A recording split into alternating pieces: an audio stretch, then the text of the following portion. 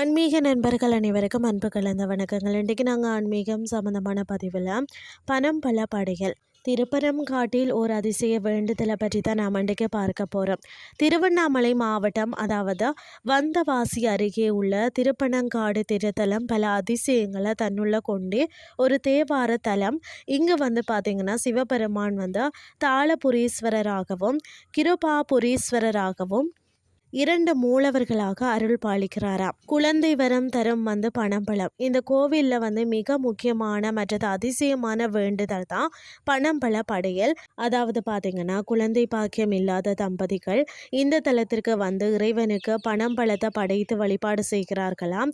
பிறகு அந்த பணம்பழத்தை பிரசாதமாக உட்கொண்டால் விரைவில் புத்திர பாக்கியம் கிட்டும் என்பது காலம் காலமாக நிலவி வரக்கூடிய அசைக்க முடியாத நம்பிக்கை. இந்த தலத்தின் சிறப்புகள் பார்த்தீங்கன்னா ஆண் பனி காய்த்த ஒரு அதிசயம்தான். சிவபெருமானின் திருவிளையாடலால் இங்கிருந்த ஆண் பனை தான் காய்களை ஈன்றெடுத்தது. இன்றும் இங்கு ஆண் மற்றது பெண் பனை மரங்கள் தலவிருட்சமாக இருக்கிறது.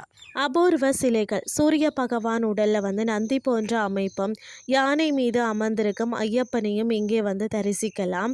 கண் நோய் தீர்க்கும் தலம்னு சொல்லுவார்கள். அதாவது கண் தொடர்பான உபாதைகள் இருக்கிறவங்க இங்கு வழிபட நிவர்த்தி கிடைப்பதாக பக்தர்கள் கூறுகிறார்கள்.